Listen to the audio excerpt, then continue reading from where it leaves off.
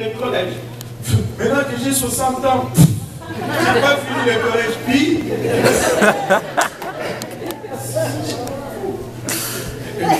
ça m'est égal. Maintenant, ça m'est égal. Maintenant, l'orgueil va nous tuer. L'orgueil va nous tuer. Il y a tellement de choses à voir là-dedans, mais je ne vais pas avancer quand même. Comment agissent les chrétiens matures? Nous voulons être des chrétiens matures, mais comment ils agissent les chrétiens matures? Les chrétiens matures acceptent tout le monde sans discrimination. Ils acceptent tout le monde sans discrimination. Que tu sois vieux, que tu sois jeune, que tu sois beau ou pas beau, que tu sois éduqué ou pas éduqué, que tu aies des problèmes. Des fois, nous avons cette tendance de sélectionner ceux qui doivent être sauvés et ceux qui ne le doivent pas. Ah, lui, ça... Eh, nous sommes tous passés par là. Ne faites pas semblant. Nous sommes tous passés par là.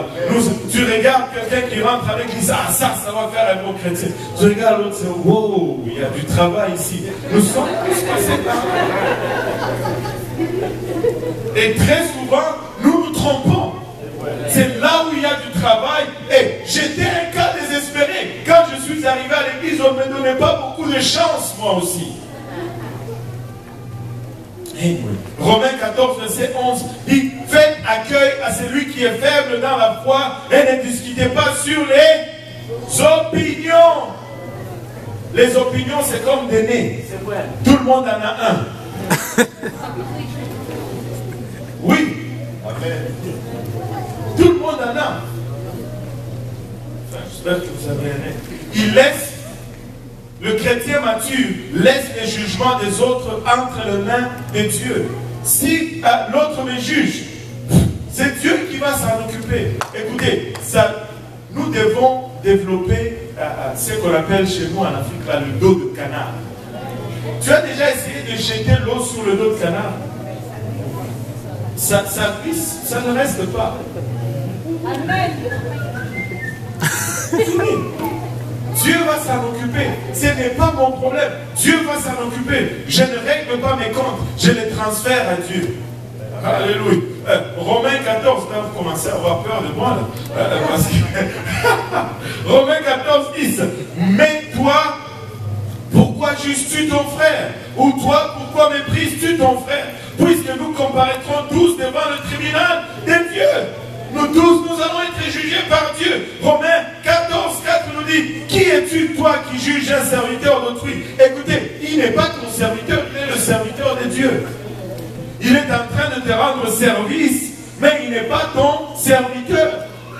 Pourquoi? Parce que c'est Dieu qui le paye. Pourquoi tu juges le serviteur d'autrui? S'il se tient debout ou s'il tombe, c'est là, regarde son maître. Ouh! Laissez Dieu s'en occuper. Mais, alléluia, j'aime ceci. Mais, il se tiendra debout, car le Seigneur a le pouvoir de l'affermir. Écoute, ne me regarde pas chancelant, ne me regarde pas tâtonnant.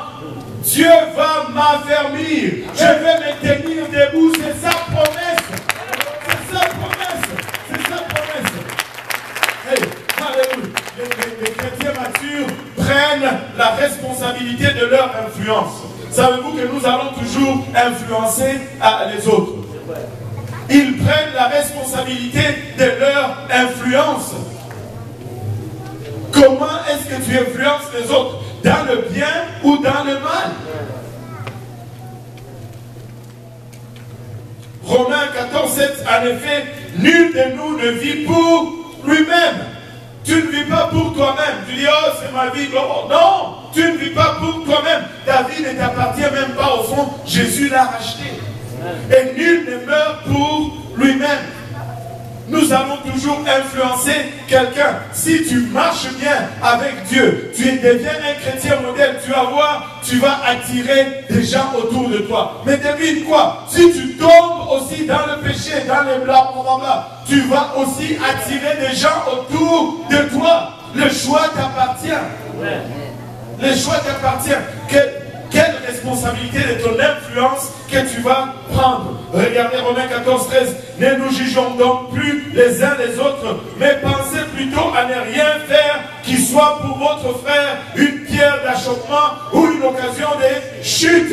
Ne nous jugeons pas les uns les autres, s'il vous plaît. Église de Dieu, le diable fait déjà ce travail et il le fait très bien. Très, très bien. Encouragez-vous les uns les autres. Soutenez-vous les uns les autres. Édifiez-vous les uns les autres. Aimez-vous les uns les autres. Il y a tellement d'autres choses que nous pouvons faire les uns les autres qui sont positives. Les chrétiens matures gardent leurs préférences pour eux-mêmes. Vous savez, j'ai des préférences et vous avez aussi des préférences. Et on ne va pas toujours être d'accord sur les préférences. Moi, j'aime dormir sur le ventre. Ma femme aime dormir sur le dos. Mais je ne veux pas la forcer à dormir sur le ventre. On a tous des préférences. Mais on garde ces préférences pour soi-même. La question de la viande dans le Nouveau Testament représente nos préférences. Regardez, ne détruis pas ton frère à cause de tes préférences. Parce que juste toi tu le préfères de cette façon, tu vas détruire ton frère ou ta soeur. Romains 14,15 nous dit, mais si pour un aliment ton frère est attristé, tu ne marches plus selon l'amour. Oh. Ne cause pas par ton aliment la perte de celui pour lequel Christ est mort. On mange du porc ou on ne mange pas? Mais si tu veux, mange autant que tu veux. Tu vas aller au ciel quand même. Mais tu vas y arriver peut-être plus tôt que moi. C'est tout. On ne va pas se battre pour les préférences. On ne va pas se battre pour les préférences. Ne détruis pas ton église à cause de tes préférences. Ne détruis pas ton église à cause de tes préférences. Premièrement, tu n'es pas mort pour l'église. Et je ne suis pas mort pour l'église. Savez-vous que dans le service francophone, il y a de ces choses qui se font que moi, je ne suis même pas d'accord avec. Tu dis, mais pasteur, comment ça? C'est toi le pasteur? Oui, je suis le pasteur, mais ce n'est pas mon église. Je ne suis pas d'accord, mais c'est comme ça, c'est comme ça. Est-ce que l'église avance? Oui, elle avance. Est-ce que les gens sont sauvés? Oui. Est-ce que Dieu est au contrôle? Oui. Alors, mes préférences, je les garde pour moi. C'est lui seul qui est mort pour l'église. Et ce sont ces préférences qui peuvent avoir préséance. Garde tes préférences pour toi, c'est bon, mais garde-les seulement pour toi. Ne détruis pas l'église à cause de tes préférences. Regardez ce verset Romains 14, 20. Pour un aliment, ne détruis pas l'œuvre de Dieu. Pour un aliment. À la vérité, toutes choses sont pures. Mais il est mal à l'homme quand il mange de devenir une pierre d'achoppement. Quand ce que tu fais devient une raison de chute pour quelqu'un, es-tu vraiment en train de faire la volonté de Dieu? Ne fais jamais de tes préférences ton focus. Ne fais jamais de tes préférences ton focus. Romains 14, 17 nous dit, car le royaume de Dieu, ce n'est pas le manger et le boire, mais la justice, la paix et la joie par le Saint-Esprit. Vous savez quoi? Les gens vont venir à Dieu quand même. Moi, je vais mourir et je vais partir, mais l'église va continuer. Vous allez mourir et vous allez partir. L'église va quand même continuer.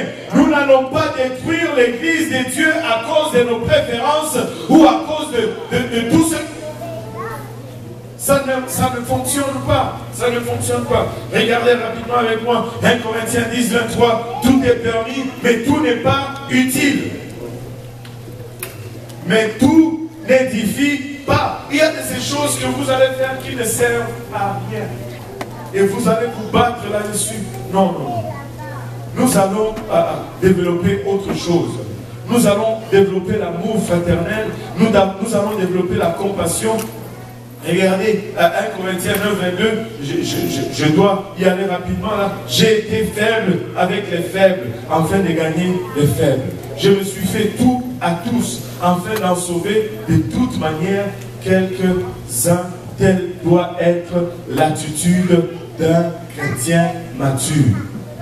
Au-delà de moi, il y a les âmes. Au-delà de moi, il y a l'Église de Christ pour laquelle Christ est mort. J'ai, oui, le privilège d'être là. J'ai, oui, le privilège de faire partir de ce que Dieu est en train de faire. Mais mon privilège n'est pas un droit inaliénable. Mon privilège ne doit pas être au détriment de toute l'œuvre de Dieu. Nous devons devenir des chrétiens matures. Nous devons devenir des chrétiens matures. Nous devons savoir comment agir dans la maison de Dieu. Et je pense que on va finir avec cette citation de, je pense qu'il s'appelait Saint Augustin. Il a formulé de cette façon, en nous levant tous ensemble. Dans l'essentiel, il y a des choses qui sont essentielles. Dans l'essentiel, nous allons prôner l'unité.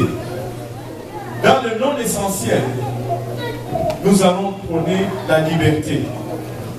Et dans toute chose, nous allons prôner la charité. C'est-à-dire l'amour de Dieu renouvelé en Christ. Dans l'essentiel, l'unité. Dans le non-essentiel, la liberté. Si ce n'est pas essentiel, fais ce que tu veux. Je ferai ce que je veux, librement. Mais dans toute chose, l'amour par-dessus toute autre chose. L'amour par-dessus toute autre chose. Alléluia. En fermant nos yeux, juste là où nous sommes, fermez nos yeux. Père Céleste, nous te rendons grâce, Seigneur Jésus-Christ, pour ton amour, ta bonté, ta fidélité. Nous te remercions, éternel, Papa, pour le jour où tu as daigné, Papa, poser ton regard sur nous, Seigneur. Nous devons reconnaître, Père, que nous n'avons pas mérité ce regard, Seigneur. Nous n'avons pas mérité que ta main soit étendue vers nous, Seigneur Jésus-Christ. Papa, mais lorsque cette main, Papa, marquée par les cicatrices de clous, a été étendue vers nous, Seigneur, elle a transformé notre vie, Seigneur. Papa, nous voulons nous en remettre, Seigneur, à ses mains encore une fois. Papa, pour préserver ce qu'elle a commencé en nous, Seigneur. Papa, nous reconnaissons que nous luttons avec la chair et diverses choses, Seigneur.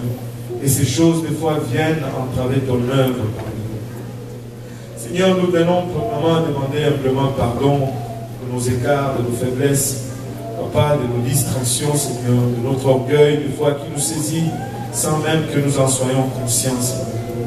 Pardonne nos péchés, Seigneur. Pardonne nos écarts, pardonne-nous comme Église, Seigneur, et pardonne-nous comme peuple, Seigneur Jésus-Christ. Et renouvelle encore une fois à nous, Seigneur, ton œuvre, Seigneur. Accorde-nous encore une fois cette confiance que tu nous as accordée, afin que nous puissions faire avancer encore une fois cette œuvre dans l'autre dimension où tu veux que nous l'amenions, Seigneur. Nous voulons faire partir de l'équipe, nous ne voulons pas être ceux qui sont un poids qui ralentit, Seigneur. Nous voulons marcher dans la même direction, pas que nous soyons vraiment le corps, Papa, bien coordonné et bien ajusté, qui marche dans la direction que tu établis pour ton Église. Donne-nous un cœur soumis, Seigneur Jésus-Christ, Papa. Nous vivons dans un monde qui fait la promotion de l'orgueil et de l'individualisme, Seigneur. Et nous venons réaliser que nous dépendons les uns des autres, Seigneur, que nous sommes membres du corps l'un de l'autre, Seigneur Jésus-Christ. Mets dans mon cœur l'amour de mon frère et de ma soeur, Seigneur Jésus-Christ. Mets dans mon cœur la compassion, Seigneur Jésus-Christ, de ceux qui viennent à toi, Seigneur. Renouvelle, Papa, mon cœur constamment devant toi, Seigneur. Et amène-moi, Seigneur Jésus-Christ, dans cette place où ton œuvre prend encore la priorité, Seigneur, dans la vie, Seigneur. Papa, aide-nous, Seigneur. L'œuvre est grande, l'œuvre est grandiose. Papa, et nous sommes infiniment petits devant cela, Seigneur. Nous voulons nous appuyer totalement sur toi, Seigneur. Encore une fois, pardonne-nous et renouvelle-nous, Seigneur Jésus-Christ. Renouvelle-nous, nous te prions, Seigneur. Application de grâce dans nos cœurs, nous te prions. Au nom de Jésus. Tout le monde dit au nom de Jésus. Pouvons-nous battre nos mains?